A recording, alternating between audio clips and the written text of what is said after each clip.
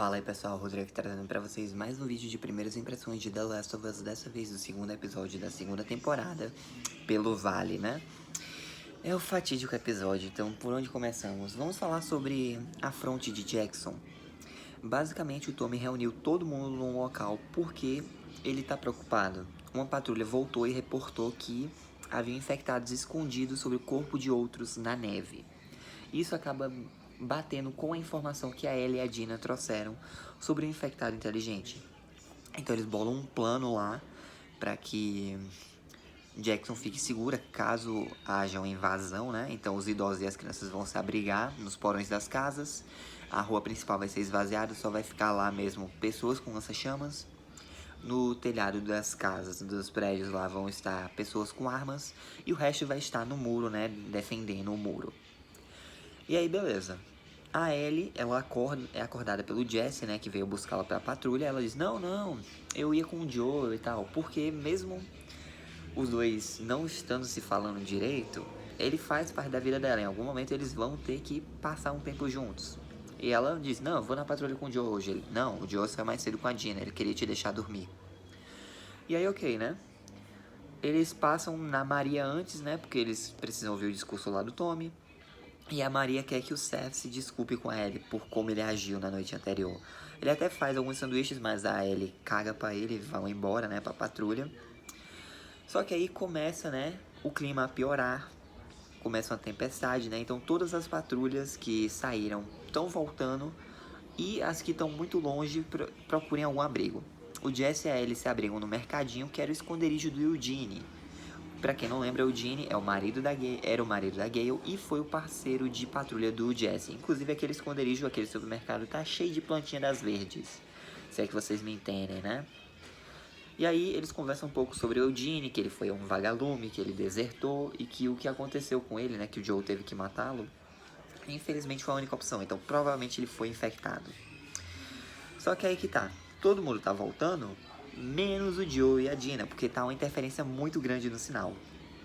Em paralelo a isso, a Abby tem um pesadelo de quando ela tava no St. Mary's, né, e descobriu o corpo do médico, que é o pai dela, o Jerry.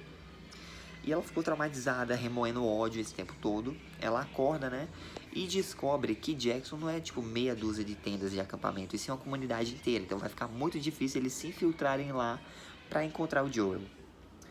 Então ela sai de vigília, enquanto os outros, né, o Manny, a Nora, a Mel e o Owen discutem e eles chegam à conclusão de que assim que a Abby voltar, eles vão tentar convencê-la a voltar para Seattle. Porque se eles continuarem nessa empreitada, provavelmente todo mundo ali morre. Mas a Abby, ela não fica só de vigília, ela acaba notando duas pessoas, né? Ela desce a montanha para tentar interceptá-los. Só que acaba esbarrando numa horda de zumbis que a persegue até um estábulo, uma cabana lá, um complexo de uma mina, né? Os infectados estão lá, na cerca. A Abby mal consegue escapar. Inclusive, o infectado vai pra cima dela, porque consegue passar por debaixo da cerca. Mas antes que alguma coisa aconteça, o Joe aparece e salva a Abby. Os dois se abrigam lá, né? Só que quando o Joe viu alguém em perigo, ele se separou da Dina. E ela tava checando as outras saídas pra ver se tinha infectado alguma coisa. E ela, obviamente, tá chamando seu parceiro de patrulha. Ela fica, Joel, Joel, Joel. E a Abby escuta e já faz a associação do nome. Então ela diz, ó, seguinte, eu tô num chalé com meus amigos aqui subindo a montanha. A gente tem armas. Podemos nos abrigar lá até a tempestade passar. Pelo menos dá pra se esconder dos infectados. O Joe e a Dina ficam meio assim porque eles querem voltar pra Jackson, né? Mas decidem ouvir a Abby. Eles são perseguidos por infectados. Porém, a galera de Jackson que tava mexendo lá na obra, né? Acaba esbarrando num cano que tava com algumas vinhas de cordíceps. E por causa daquela conexão em colmeia que a gente viu na primeira temporada, eles são atraídos para Jackson. E aí, né, o plano do Tommy é executado. E então, todo mundo se separa para defender a cidade. Então, os idosos e as crianças descem para os porões. A Maria e a galera fica no topo das casas. O Tommy vai para a muralha. A horda de infectados está vindo. Inclusive, é bem semelhante à Grande Noite de Game of Thrones, só que de dia. E aí, beleza. Eles tentam incendiar os infectados lá com uns barris de óleo e fogo, só que O muro é de madeira, então foi uma ideia bem mal pensada. E pra piorar, um baiacu tá no meio dos infectados, então ele consegue quebrar o muro. Jackson é invadido, então tem uma cena lá bem tensa. O Tommy chama a atenção do baiacu que tá vindo na direção da Maria, né, que tava acabando com um monte de infectado. Ele fica encurralado num beco com lança-chamas, mas ele consegue derrotar o baiacu bem a tempo. Foi bem tensa a cena, mas deu, né? E pra quem jogou o jogo sabe o quão difícil é eliminar um baiacu. Porém, ele tenta novamente sinalizar pelo rádio porque o Joe e a Dina não estão respondendo. E aí, a Ellie e o Jesse acabam captando a mensagem e decidem se separar na tempestade para procurá-los, né? O Joe, a Dina e a Abby estão lá nos cavalos, eles veem ao longe Jackson pegando fogo. O Joe quer voltar para lá, só que a Dina tá morrendo de frio, provavelmente não vai dar tempo deles voltarem para Jackson. E a Abby diz, não, vamos pro chalé, vamos pro chalé, vamos pro chalé. E eles vão pro chalé. Chegando lá, a Dina vai se aquecer, né? O Joe fica olhando preocupado pela janela. E a Abby cabueta a identidade do Joe pra geral ali. Então, obviamente, né? A Dina é rendida. O Joe fica lá, né? Meio que com a pistola dele. E aí eles dizem, calma. Se você colaborar, ela não parte dessa pra melhor. Então a Mel bota a Dina pra dormir. O Joe é desarmado pela Nora. E a Abby, ela revela, né, a motivação dela. Ela quer... Primeiro, ela confirma a identidade do Joe, que é o cara que tava lá há 5 anos em Salt Lake City, que massacrou, né, o hospital lá de St. Mary, matou 19 pessoas. E aí ela fala, dentre elas, um médico indefeso, né? Olha, indefeso não, ele tava com um bisturi na mão, mas mesmo assim, o Joe simplesmente nem olhou pra cara dele. Pá, deu um pipoco e pronto. Mas aí que tá, ela revela que esse médico era o pai dela. E aí o Joe já entende, né, o que tá fazendo. A Abby vai fazer todo um discurso lá. O Joe manda ela calar a boca e matar ele logo. Ela, não, sua morte não vai ser rápida não. Então ela pega um taco de golfe e pá na cabeça dele. E bom, pra quem jogou o jogo, essa cena... Tava torcendo pra não adaptarem isso, mas não tinha como, né? Adaptaram isso. A Ellie consegue encontrar o rastro dos cavalos do Joe e da Dina, chega até o chalé, porém, quando ela vê o Joe lá todo espancado no chão, ela entra pra tentar pegar a galera, mas a Nora e o Manny conseguem subjugá-la, né? Não, a Nora e o Owen conseguem subjugá-la. A Abby continua lá espancando o Joel. O taco chega, quebrou, né? A Ellie implora pro Joe levantar, se mexer. O Joe até tenta. O Owen pede pra Abby acabar logo com isso, né? Então ela vai e... de vez, Joel, descansa em paz. A Ellie jura que vai matar todo mundo ali, né?